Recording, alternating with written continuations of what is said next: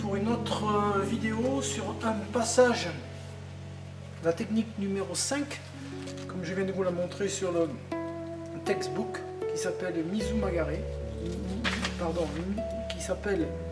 oui c'est bien ça. Donc la technique numéro 5, Mizumagare du Kodokan. Donc cette technique, la 5, 6, 7 et 8, 5, 6, 7 et 8, ce sont ce que j'appelle les techniques de diagonale. On va se déplacer 4 fois sur la diagonale en changeant à chaque fois de côté de diagonale. Donc on a eu 1, 2 qui était départ dans la pointe de la diagonale, 3, 4 qui était par rapport au centre, mais dos à mon point d'entrée. Et maintenant il va y avoir 5, 6, 7 et 8 qui se travaillent sur la diagonale en changeant à chaque fois de côté de diagonale. Donc 5 c'est la première technique de diagonale, et cette technique elle est au demeurant très simple, à condition qu'on en comprenne le mécanisme. Et bien souvent on la rend très compliquée parce que le mécanisme n'est pas compris. Et pour comprendre le mécanisme de Tori, on va déjà passer par le mécanisme de Uke. Une fois qu'on a bien saisi le mécanisme de Uke, dès lors le mécanisme de Tori devient d'une simplicité enfantine. Voilà. Après la 6, c'est un petit peu dans le même style puisqu'elles marchent toutes par paire, mais encore beaucoup plus simple.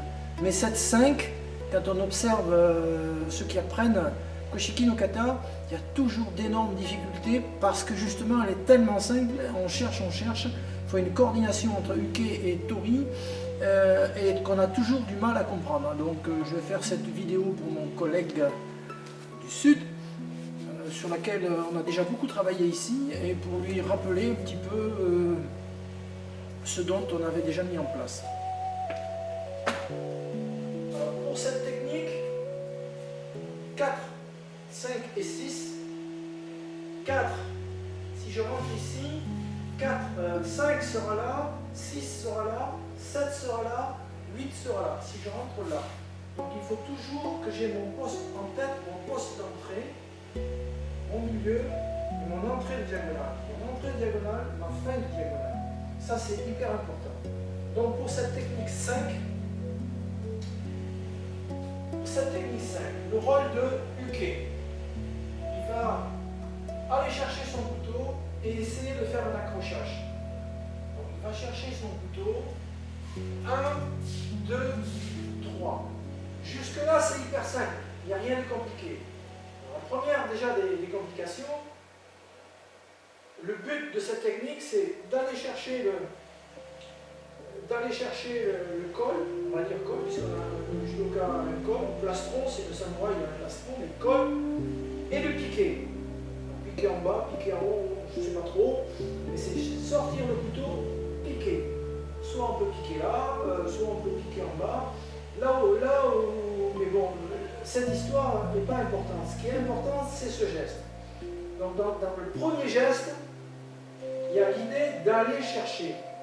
Le premier geste, l'idée d'aller chercher et d'accrocher la veste de Tori. Donc si Tori, il recule, alors que je ne suis pas en accrochage de veste, c'est là qu'est toute la subtilité. Si Tori commence à reculer alors que je ne suis pas encore en accrochage, ça n'a plus de sens, parce qu'à un moment donné, il va être là-bas au fond. Moi, j'ai plus aucune intention, ça y est, il est parti hors champ. Donc, la première des choses qu'il faut bien saisir dans cette technique, je suis là, donc j'ai avancé mon bras, et au moment de la saisie où je touche pratiquement son col, Tori fait un petit geste en arrière. Un petit geste en arrière pour éviter l'accrochage.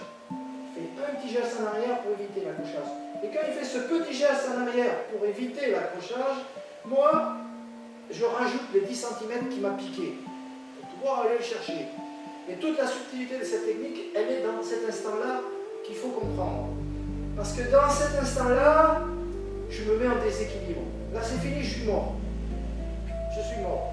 Par contre, si je ne fais pas ça, eh on n'est pas dans les principes du judo. Le principe du judo, c'est minimum d'effort, maximum d'efficacité. Donc il va se passer deux choses dans cette technique. Soit on va arracher en force, pas le but du judo, soit on a bien compris ce petit déséquilibre qui va faire que après je vais partir en projection. Si je comprends ça, tout est fait. Mais si je ne comprends pas ça, 1, 2, ça n'a plus de sens. Et c'est ce détail-là sur lequel tout le monde bute. On le voit très bien. Donc c'est 1, 2, 3, 4. Donc 3, 4. Donc nous, ce qu'on a préconisé dans nos études, c'est gauche, droite, gauche, je saisis, petit recul, déséquilibre. Là, je suis déjà mort tout seul. Et c'est ça qu'il faut comprendre. Donc cette partition-là, nous, on la travaille en 3 fois. J'ai mon coin des 4 mètres. Donc au niveau des pas, ça donne gauche, droite, gauche, je suis sur le milieu. Et j'ai mon pied gauche en avant, avec ma main gauche en avant. Ça, c'est le côté tori. Et là, je vais piquer, et je vais en avant, et je vais partir. Donc il faut déjà bien comprendre, avant de l'expliquer en Tendo Korenchu, il faut déjà bien comprendre le sens de tout ça. Si on a compris le sens de tout ça, ça va tout seul.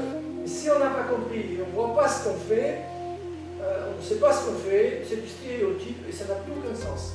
Donc ne jamais oublier, selon Murata, qui le répétait sans arrêt, minimum d'énergie, maximum d'efficacité. Ça, je l'ai entendu énormément pour le mieux que je l'ai rencontré, et 3 fois que j'ai rencontré Murata dans les stages, il le disait toujours. Il nous a donné un petit livre où c'était écrit. Il nous a reçus au Kodokan, il faisait que le répéter.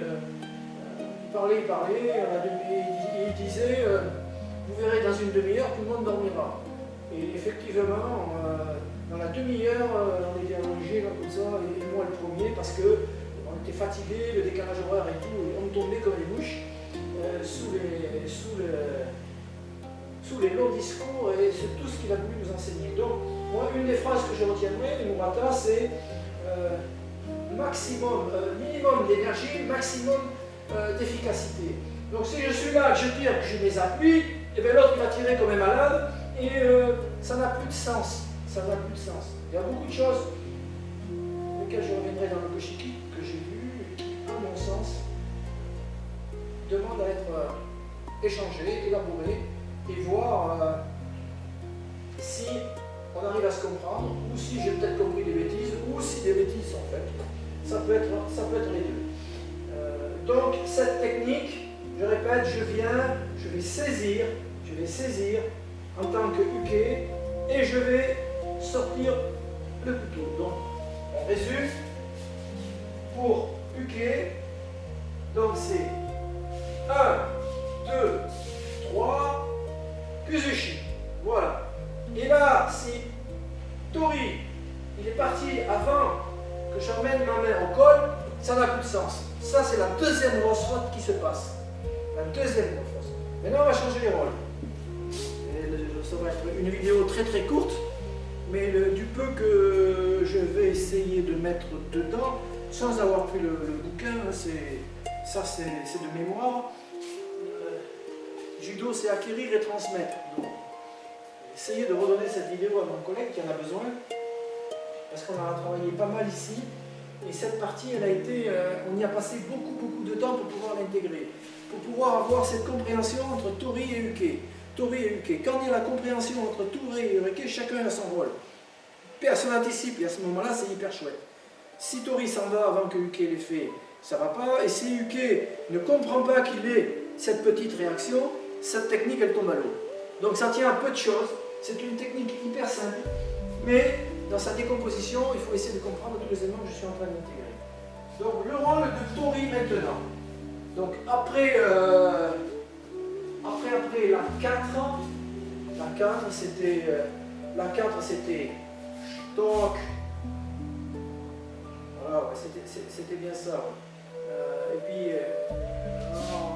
je m'en vais là, tac, tac. La 4 c'était quelque chose comme ça.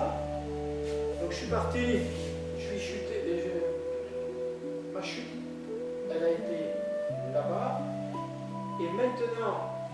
maintenant, je vais rejoindre ma diagonale. Je suis en train d'hésiter là. Par rapport à la diagonale. Alors on voit ici, à chaque fois, mon entrée, en rouge là, mon entrée, ma pointe de diagonale. Voilà, on voit en bas la position du jury à chaque fois. Là, la position du jury, mon entrée. C'est marrant parce qu'on la voit à l'envers, donc sur la vidéo, je suis foutu là. Là, et ce que je vois à mon écran, c'est à l'envers. Donc je suis un petit peu paumé. Mais donc j'ai fait un quadrillage comme ça, que je donne à mes élèves et que je leur demande d'apprendre. Parce que tant qu'ils n'ont pas les positions par rapport à la diagonale, au centre et au point d'entrée, ben ça sera difficile de se repositionner à chaque fois. Entrée des diagonales, parce que la technique 1 et 2, je suis à l'entrée et j'attaque ici sur le bout de diagonale. Donc c'est un moyen mémotechnique de me dire où est l'entrée, où est la sortie de la diagonale. C'est toujours important de se repérer dans l'espace, quelle que soit la position du jury. Ma position du jury, elle doit être faite, ma position, elle doit être, quelle que soit la position du jury, mon repère dans l'espace, il doit toujours se faire par rapport à ça et à ça. Si je tourne, mon repère doit toujours être là et là. Si je le mets là-bas, je dois toujours être au même endroit. Et ainsi, je ne suis jamais perdu. Parce que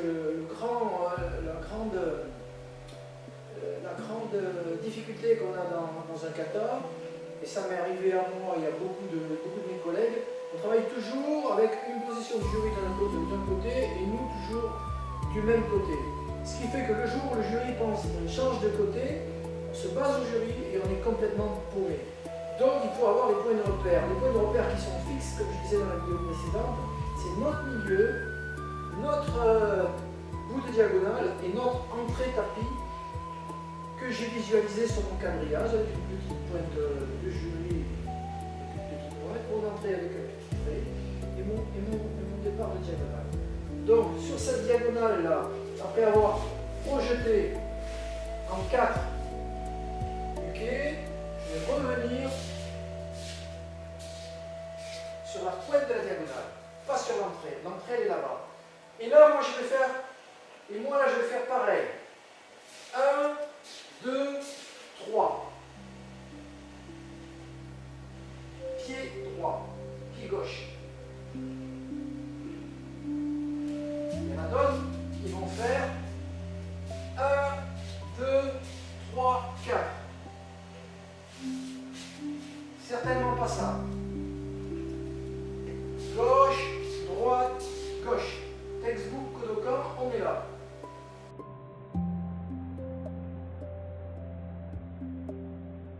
C'est gauche, droite, gauche.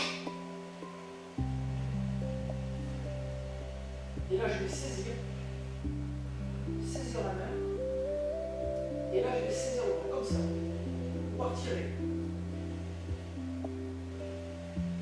C'est important. Parce que si on mélange toute l'entrée, c'est fini, on n'y arrivera pas. Il faut être bien d'accord. Parallèlement, mon tournis va faire 1, 2, 3. Il va venir chercher là. Lui aussi, il est en gauche. Uke est en gauche. Je recommence. Parallèlement, mon Uke part gauche, droite, gauche, et gauche, gauche. Là, là. Et moi aussi. Je vais être 1, 2, 3. Uke va venir chercher le col. Et au moment où il va chercher le col, je fais un peu ça. C'est ça qui va faire tout le geste. Donc il se met en déséquilibre. Au moment où il va chercher le col, je vais prendre la main, les doigts de la main. Je vais prendre les doigts de la main, mon pouce dessus, et je vais prendre sous le bras. Là, il est en déséquilibre, Kuzushi, Tsugashi plutôt, et je change de main. Sur le dos de la main. Sous la main, sous le dos de la main. La main adverse, elle est là. Donc mes doigts vont venir là et mon pouce va venir là. Là. là, pour moi, ici. La vérité, c'est ici, pas là-bas. Parce que la main, elle est là. Donc, c'est ici. Alors, j'ai éloigné la main pour montrer, mais la main va être là. Là, je fais ça. Et là, je fais ça. Donc, il est en déséquilibre. Je refais le Tsukiyashi. Et là, j'amène par ici. Et là, il est ici. On répète. La main est au col. Tsukiyashi, il avance un petit peu. Là, je tiens, il est en saisie. Là, je suis derrière le coude, en saisie. Sous le muscle, en saisie.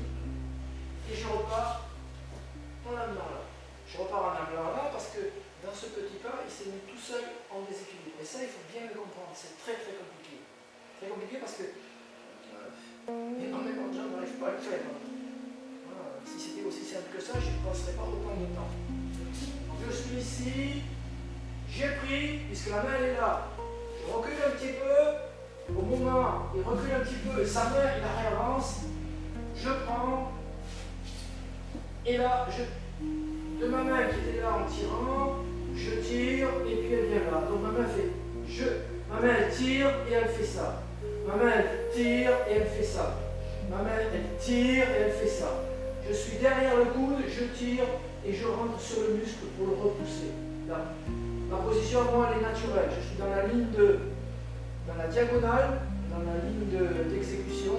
Je pourrais l'appeler aussi comme ça, dans ma ligne d'exécution. Et donc là, j'ai tiré, je l'ai ramené, donc je fais pas ça avec la tête, ma tête elle reste bien droite, je l'ai amenée, et je me remets en position. Dès lors, j'attends qu'il se relève, je me relève en même temps, et là je vais repartir pour la numéro 6. Je change de côté du diagonal.